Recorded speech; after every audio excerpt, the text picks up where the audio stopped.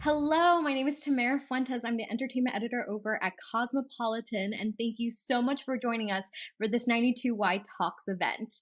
Today, we're talking with some of the cast and creators of Acapulco, an Apple TV Plus series that follows Máximo, who finally lands his dream job as a pool boy in Las Colinas, a high-end luxury hotel in this wonderful Mexican town. So, I'm going to introduce each of our panelists, which are, by the way, if you have not seen this series, you have to just run and watch it after you're done watching this panel. But we're going to start with the star and executive producer of this series, Eugenio Derbez, who plays Máximo in the present day. And then this wonderful trio who also makes up their creators, their executive producers, and their writers on this series, Austin Winsberg, Eduardo Cisneros, and Jason Shuman. Hi, guys. How are you doing? Amazing. Great. Everything good. Thank you. Thanks, Tamara. Thank you, guys. Okay, so I'm going to start with the creators. I kind of want to go back to the beginning of this series. You know, how did you three get together and create this series? What was the idea? And like, why did you three want to work together in a project like this? Well, it actually starts, I think, with Jason and Eduardo's partnership. So maybe we should talk about that first. Yeah. You guys want to take that? Well, Jason and I've had worked. I started my career in Mexico working with Eugenio, but once I started crossing over to the U.S., I partnered up with Jason, and we are both obsessed with the '80s, and we're always trying to find ways to create content that is bilingual, bicultural. Jason has known Austin for a long time, and I've known Eugenio for a long time. So we're looking for an opportunity to work together. And Eugenio and I, and with Ben Odell, we talked about the possibility of turning the movie How to Be a Latin Lover into a TV show, and then talking about our obsession with the '80s, talking about our fascinations with stories about friendship, about partnerships with your best friends, coming of age, etc. We started talking to Austin and fleshing out what became the premise of Acapulco. Yeah, I'm under a deal at Lionsgate, and I've known Jason a really long time, and I was starting to talk to Jason and Eduardo about something else. And then this project came around saying, what if we did a prequel to How to Be a Latin Lover? How would we do that? And we kind of pivoted off of the other thing that we were talking about and started talking about this. And then we started getting really excited about the idea of doing a coming of age story in Mexico in the 80s, while also having an older version of Maximo or Eugenio looking back on his life then and talking to his nephew, teaching him the lessons of that time. And it evolved. Once we sold it to Apple, the show continued to evolve. But we always tried to do comedy, nostalgia, heart with some kind of morals and lessons every week. And that was kind of the genesis of the whole thing. Eugenio, you know, as they mentioned before, you were in How to Be a Latin Lover, and now you're playing slightly, I guess, a different version of Maximo than fans would expect from that version. So what were things that you as an actor, you know, going into it, first of all, was it weird to be playing a character named Maximo all over again? That's completely different. But also, what were things that you were trying to keep from the original character, or things that you know, wanted to change as an actor in this version? Well, as they previously said, we were trying to, it's slightly based in the movie. At the beginning, we wanted to do the prequel, but then we decided to do something more like family friendly. And because especially I noticed that all the platforms, if you see the content that they have, 90% is, you know, about kidnapping, murders, criminals. And I was like, what happened to those TV series that I watched when I was a kid, like The Love Boat, Gilligan's Island, the Beverly Hills Billies, The Monsters, The Addams Family, all those series that were family friendly. So we decided to go in a different way, still based in the movie, but it has a different vibe.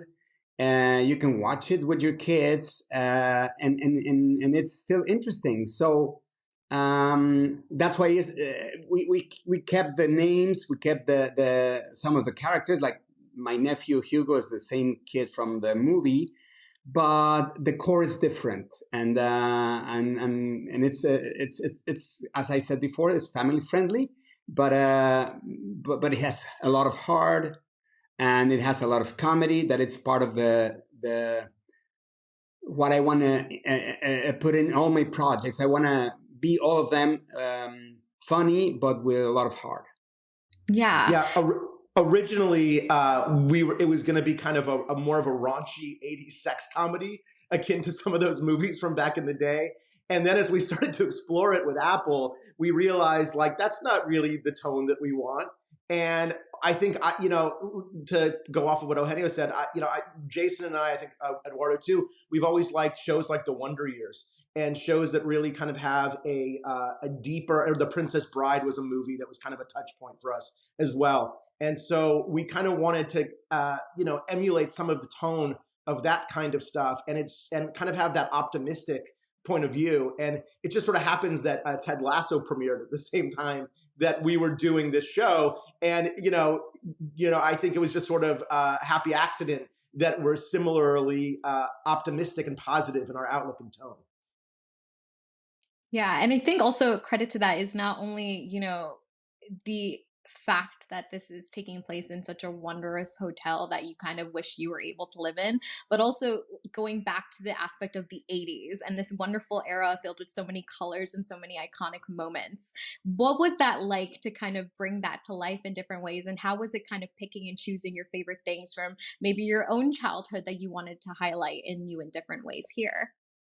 Well, I think that something that makes one of the many things that makes this show very unique is that we might have seen coming of age stories, and we might have seen the nostalgia for, especially now with Stranger Things and what have you. But this also gave us the opportunity to see this era through a different lens, because especially coming from a Mexican American Latinx background, you don't often see how that a decade, how it happened through the lens of a family like that. So because of the bicultural nature of the show, we did have the opportunity to have fun with the pop culture of the 80s of English language songs, etc. But we also injected with what was happening in terms of pop culture, music, entertainment, etc. in Latin America and Mexico at the time, the things that people my age grew up on. So why not take advantage of something like that for a show? One of the things when we were all talking about the 80s and what it was like to grow up in the 80s, a consistent sort of archetype was the Michael J. Fox, the Matthew Brodericks, that I know for Austin and I were so influential in us growing up during that era, and they were sort of iconic to us. And something when we were creating the young Maximo character in the eyes of Eugenio, we were like, wouldn't it be great to bring a Latino Michael J. Fox type of charming, optimistic character into this world, and also for present day audiences to enjoy, because we felt like that kind of character hadn't been seen in a while. Yeah. And you automatically see that within the first episode, Maximo ends up getting this dream job. He had always imagined his life, working at Las Colinas and becoming successful through that. What was it like kind of, creating this character, creating this backstory while also knowing, where he's going to end up in the future? And Eugenio, for you, like you are playing this version of Maximo that's older and wiser and kind of has gone through so many things. Did you get a chance to read the script? I mean, you're an executive producer, so I'm sure you did, but did you get a chance to read the scripts early? And did you get a chance to work also with the actor who plays the younger version of your character and really talk through, his journey? Well, there was not much time, especially because of COVID. We were in a bubble, so we couldn't get in touch as fast as we wanted. But we were working. I was having Zoom sessions with Enrique to talk about the character, to try to blend it. He nailed it. I mean, he speaks like me. His tone is very similar to mine. His gestures, physically, he's very. His eyebrows, everything looks like me, but because of COVID, we were not able to be in touch personally. But it was the process was very interesting, and the guys developed an amazing character. So I think we all did a great job, especially because we were shooting during COVID, so it was complicated. Yeah, I'm also curious. Las Colinas is this beautiful setting, and immediately you're like, I wish I can stay there. Did the cast actually is this place real? Did the cast stay in this hotel? Like, can you give us details of the setting and what inspired you to bring it to life? Especially, there's one episode where you see it through the ages. I'm not going to spoil too much on that, but it's just absolutely incredible, the entire setting around it. The hotel is inspired precisely by, there were those kind of hotels that existed in Acapulco 60s, 70s, and 80s. Princess, Villavera, specifically Las Brisas, where, and again, that was a lot of where, like, the genesis of that story was for Eugenio and I, knowing that these places like these existed, where Sylvester Stallone, Grace Jones, etc., would go and have some time off from Hollywood, some time off from New York, and have a crazy time, and behind closed doors, the exclusivities, crazy parties, etc. And it was part of our fascination, knowing that this thing existed, and thinking, what was it like to be a local, where your life is very different, and then 3 blocks away there's this exclusivity, there's wealth, there's glamour. So Acapulco has changed a lot over the years, but I think this is our homage to that era and to that golden age of Acapulco as a jet setting destination.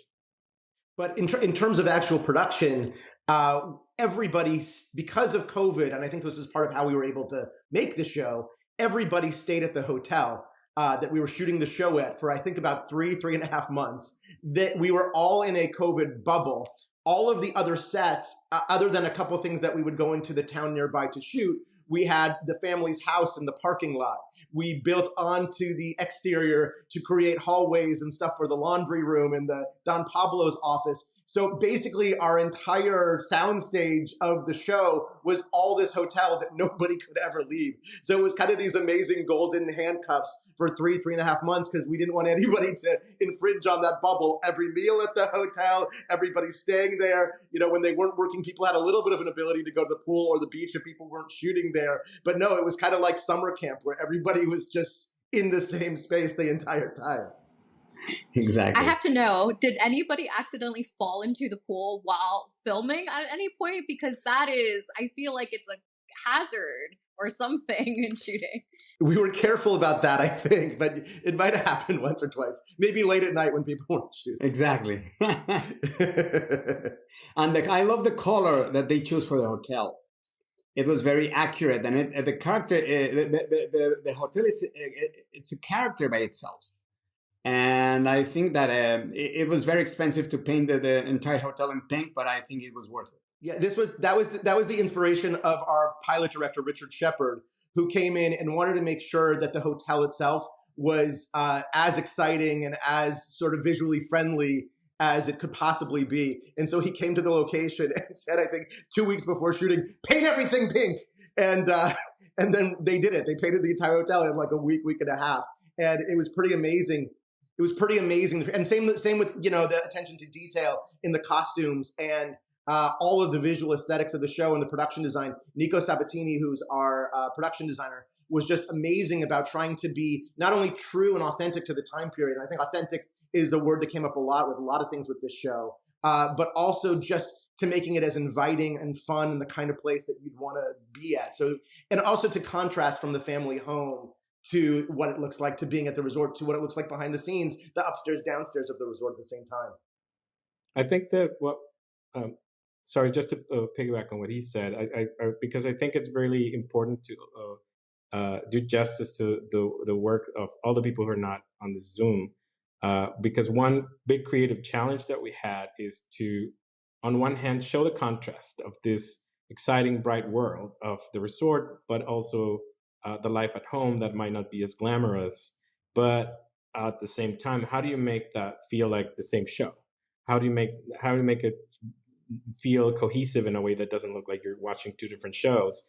So big props to Nico and to Leticia and all the people from wardrobe, from production design. So I guess I'm inviting people not to only watch the show and enjoy the story, but then to rewatch it and really pay attention to how everybody on our team went above the Call of Duty to just make sure that every detail, every fashion choice, the furniture, everything really was authentic in show that it would show two different worlds, but at the same, everything within the same universe, plus our present day story with older Maximo. It sounds easy, but it was a big challenge, and we were lucky to have an amazing team. One thing in particular that stood out to me as a viewer upon my first watch was the music, which, if you haven't seen a single episode of the series, it includes these amazing, iconic 80s songs, but with a twist because they're sung in Spanish. What was the idea behind this, and did you have to re-record these? Did you end up finding these lyrics originally translated, or was that part of the production process? And did you all specifically pick songs for certain moments?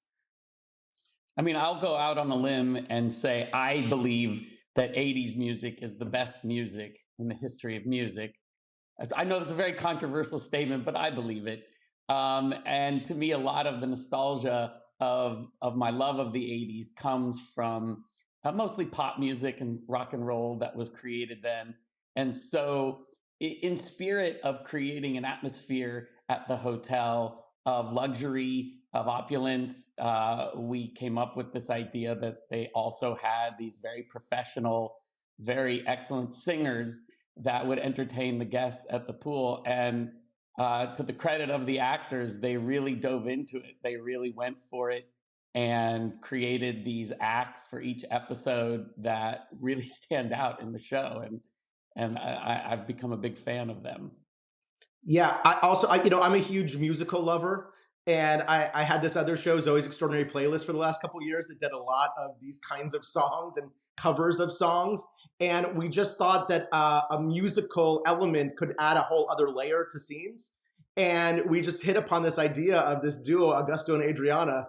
And, what if every episode they're singing songs by the pool? And we just loved this notion of Spanish versions of American songs. And we went with it. And yeah, it's a whole process. We pick the songs. We have our amazing team.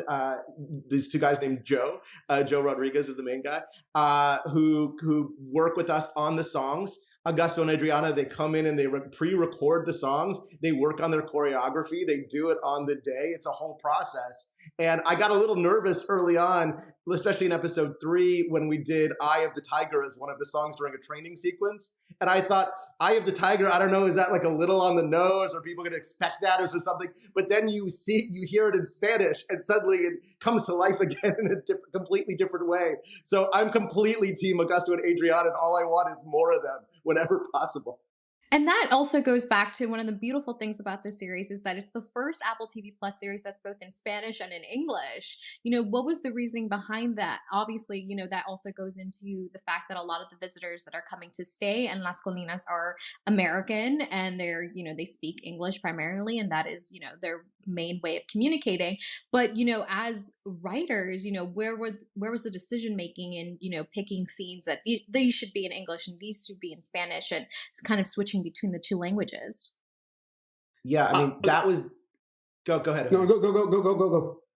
I was just going to say that was there from our very first pitch, and that was always something that we wanted to do. It was very important to us to be as authentic as possible. And so what we felt like that meant was that when you're at the resort, this was kind of the rules that we created. When you're at the resort and when you're in front of the American guests, you'd be speaking English.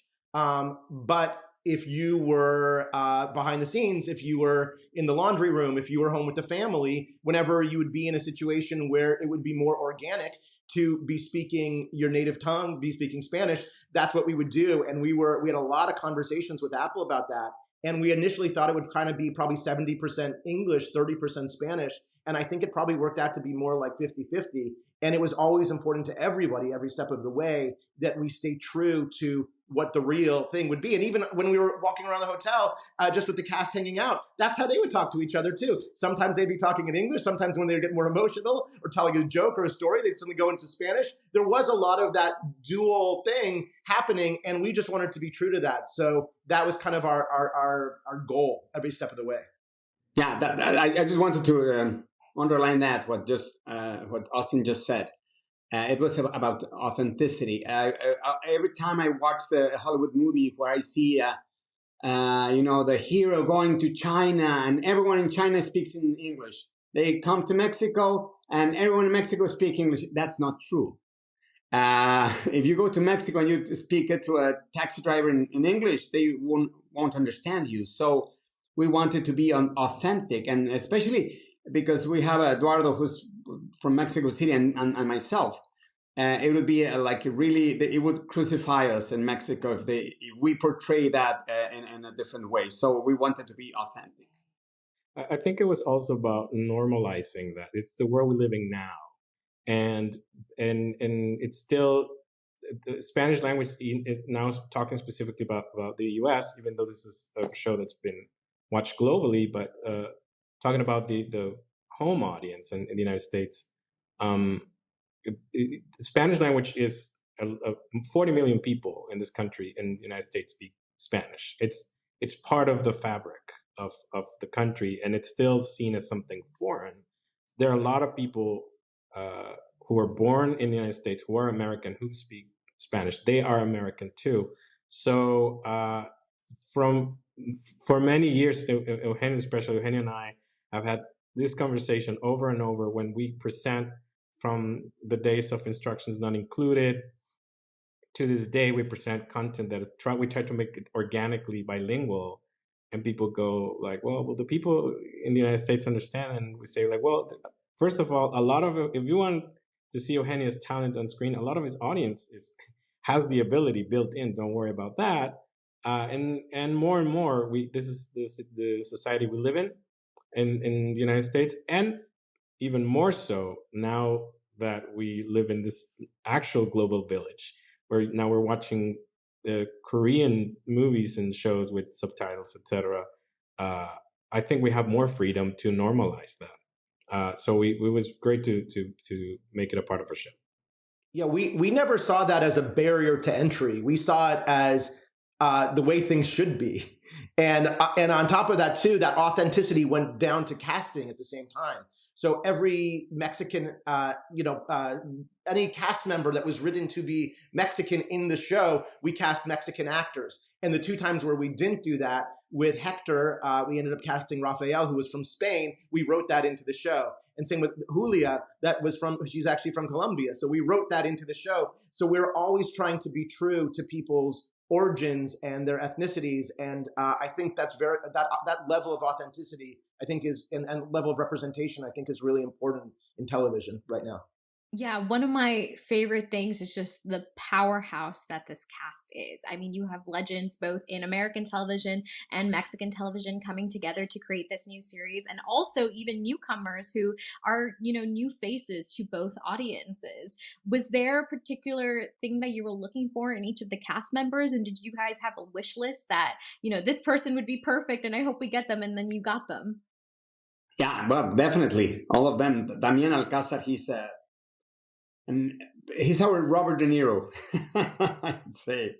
Regina Orozco, Vanessa Bauche, all of them. I mean, thank God we had an idea in our heads, and it came true. All of them were available, so we're happy we got them. It was almost shocking because we were like, do you think that Damian Alcázar, Damian has rejected a lot of roles in English and American movies. He's been hesitant to take characters that just don't feel like they're positive or good enough, etc. So it was a little bit of a Hail Mary. And then he said yes. So we're like, oh, you want to be on our comedy show? But, it was, and then in the same team have Eugenio and Damian and Vanessa and Regina Orozco. It's amazing. But also having this great cast of fresh faces, new talent, and going a little bit back to the experience of shooting during COVID, it was also the shock of having faith on these people that you only met through Zoom, that you've only seen, their audition remotely, and then just pray that when everybody's in the same room that they're gonna get along, that they're gonna have chemistry, etc. And it's somewhat like it. All of a sudden, you went from working remotely in your little bubble to, like Austin said, like the summer camp. But man, behind the camera, they also, and off camera, they also turn out to be great. So we were very lucky in that regard. Part of the authenticity of the show is not only the cast, but also, the scripts themselves and the themes that are touched upon throughout the series. And one in particular is kind of seeing, the people of this town, their struggles and their, sacrifices that they make specifically for their families. And, seeing all these rich and famous people just coming in and thinking that they're better than everyone because they're able to afford to come here and they're just here on vacation. So how was it writing about those class struggles and kind of, bringing to light those things, especially they're still very prevalent today? I mean, from the very beginning, when Eduardo, Austin, and I sat down, we started just with theme. What do we want the show to be about? And one of the early thematic conversations was just about the idea of the have and have-nots, and about the fact that Las Colinas, the resort we were creating, was about as opulent as you could get. It was the richest of the rich coming from all over the world in a city that had some trouble in terms of their poverty. And so what if we took a kid who was from the poorer parts of the city and put him in to the richest part of the city, and what kind of themes, what kind of conversations, what kind of just things that even are relevant today that were also relevant in the 80s could we discuss within the show? I always think about something that I learned from one of the many things I've learned from working with Eugenio, and I've been very lucky to work closely with him. But this goes back to when we started writing movies together. In the context of the movie, when people go to the movies in Mexico, we go very late at night to begin with, and then after the movies, that's after the movie, when we have dinner, we go to have tacos. And Eugenio coined this term called the taco factor. Say, after you watch the movie, if by the time you get to the tacos, if people are not talking about your movie, you failed. You want them to still be talking about it. So we brought that concept also to the show. Probably you're eating your tacos as you're watching the show, but you still want people to laugh, to have a good time. You don't want to be preachy, but you want them to start talking and ask questions and have a conversation that extends beyond just the experience of watching the show, to be moved, think about their own families. So, but first and foremost, we wanted to have entertaining and funny stories, of course.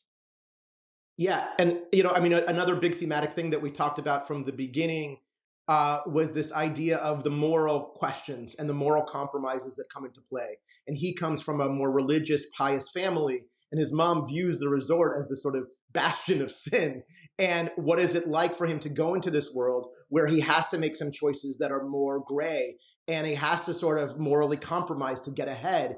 And what are the things we're willing to do to get ahead? And how does that compromise who we are on the inside? And I think once we landed on that as kind of the overarching idea of the show, and we'd always pitched jokingly as like kind of a comedic Breaking Bad, like we're going to see how he went from this innocent street kid to the person that Eugenio plays in modern day. And I think that character, and Eugenio does it so beautifully, is that character is complicated because he's achieved all of this success and gotten all of these superficial things that he thought were the goal, that he thought it was the stuff that he wanted, but at what price? And I think that as we learn, and we're going to continue to peel away this onion, like as we learn with the show, like what has he had to sacrifice to get there? Was it worth it? Do the ends justify the means? Who did he have to step on or step over to get to where he is? And I think that's taken its toll on him. And I think those are the questions he's still asking in present day as he's telling the story to Hugo.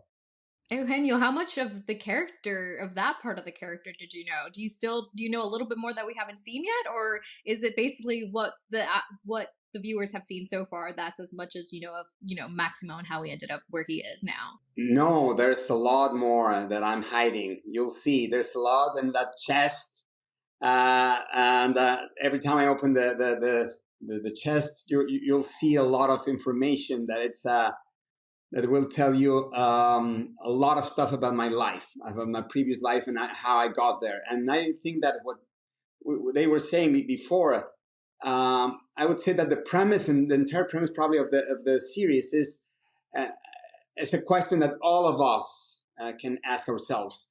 What's the price that you're willing to pay to achieve your dreams? And that's a very interesting question. If you look at every episode, once you're done crying and laughing, hopefully for the right reasons, but each episode has that DNA of Maximo going from this world that's black and white to something that's more complicated, that's not so like good guys and bad guys. And then what Eugenio does so beautifully in his performance, and you see that regret in present days, and you get the sense of what we want you to learn later, like what difficult choices this man had to make and what prices he had to pay to get to where he is. And that's very relatable to people. When you go into Hollywood, like you have your dreams of what you want to do, and then there's a reality when you come from Mexico to the US. You have your dreams and you think like you're this idealistic person, and you realize there's a price to pay. So there's something universal about that. You can't read Maximo. You don't know if he's happy or not. And sometimes you think he's happy. Sometimes you can tell that he's not. So that's what makes the character more interesting. Yeah, and I was just going to say some of the lessons and the things that he learns at the resort, not all of it is nefarious or about greed or capitalism or that kind of stuff.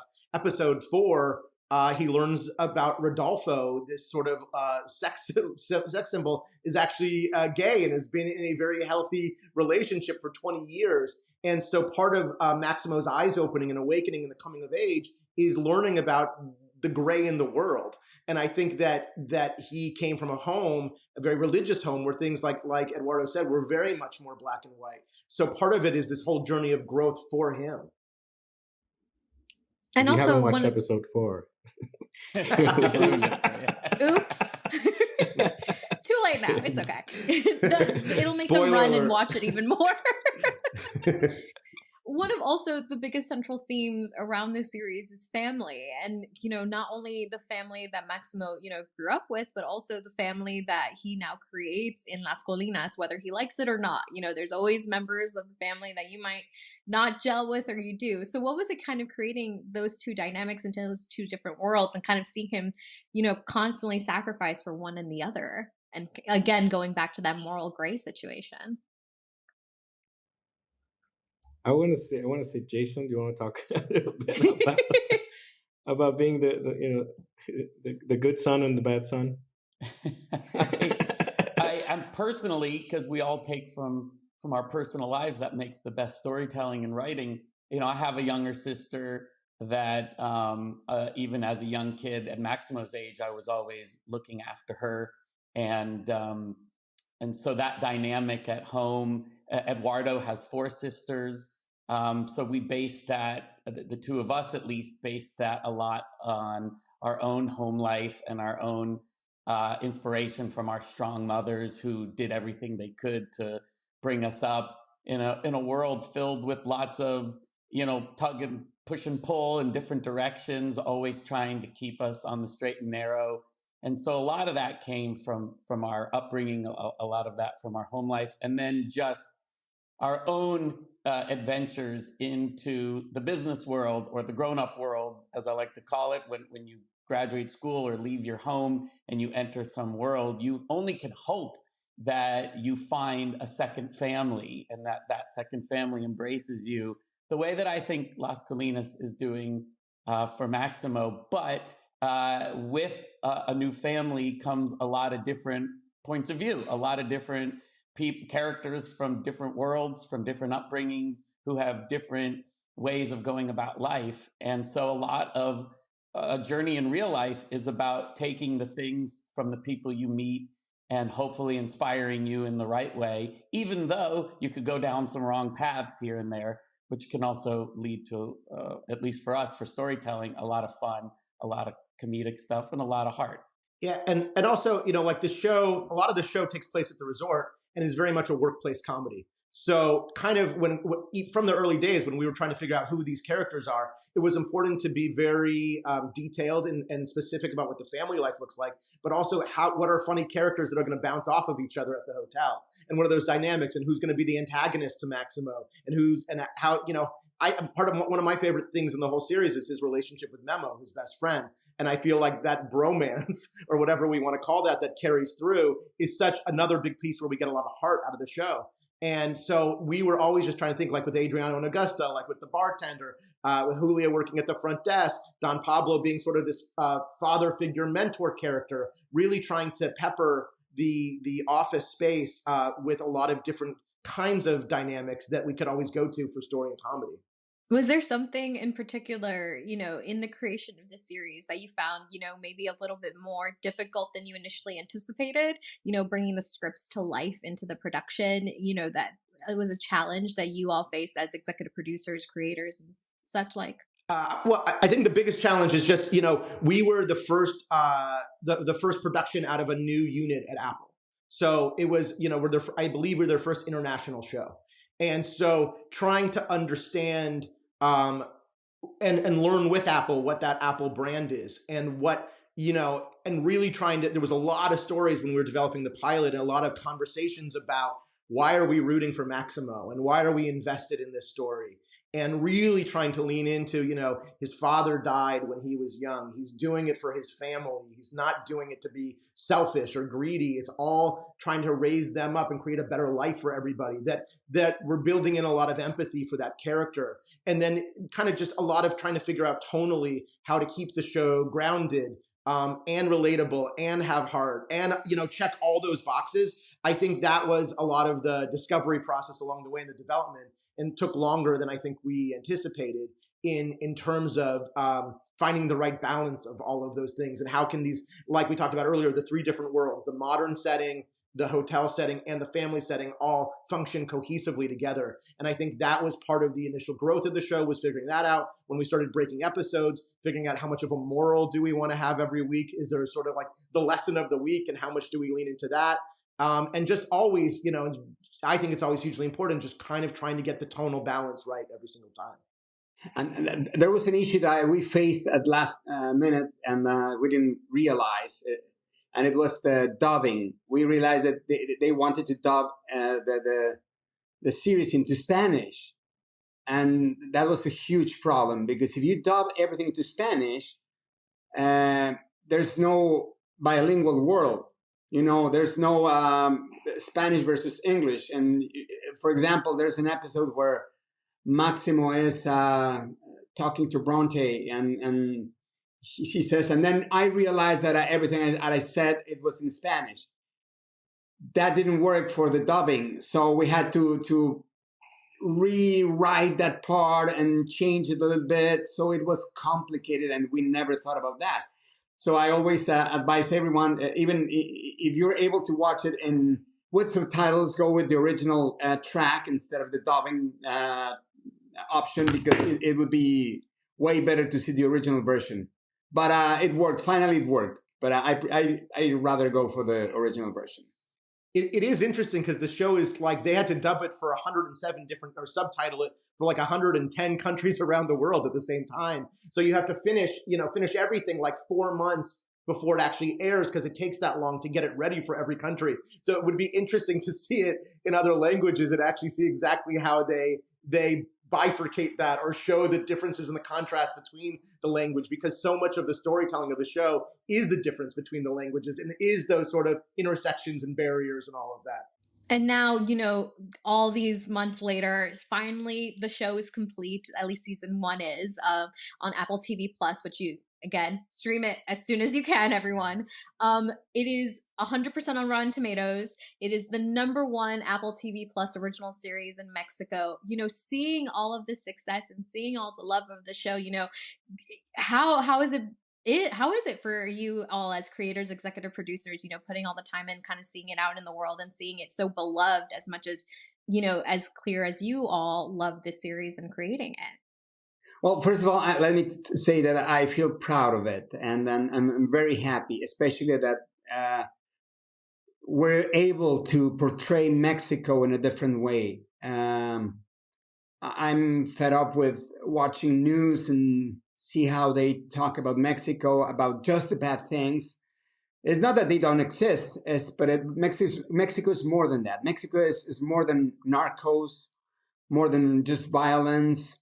It's a beautiful country with beautiful people, and unfortunately, we're always watching the negative stuff on the news. But Mexico is Acapulco. Mexico is beautiful, colorful. People is really warm, and I'm happy we're able to portray all that in the series. I echo what Eugenio just said. I think that there's a lot of talk in the industry and about diversity, if we want to bring diversity, but very few networks and studios actually, put their money where their mouth is. Is that the expression? They're really consistent, and I think it's great that we got the support from Apple to actually do this without compromising the authenticity, and especially when it's a bicultural thing, because it's one thing to do and be authentic. It's almost clear when you're like, okay, this is Italian, Spanish, this is the word, but now we have to be truthful to what the perspective of people, what that perspective was in the 80s from tourists, Americans, people from outside, and be truthful to the perspective of local people. But it sounds very complex. I think on paper it sounds even more complicated, but somehow it works. And I don't want to finish this without also mentioning the people in the room with us, and with Chris Harris, who was on set in the room and a big part of bringing all these big ideas and concepts and funneling this into an actual thing that could be shot and executed and written. And same thing with Mara Vargas and our co-EPs and EPs and co-EPs that were there, making sure that this actually could work and function. So it's a labor of love.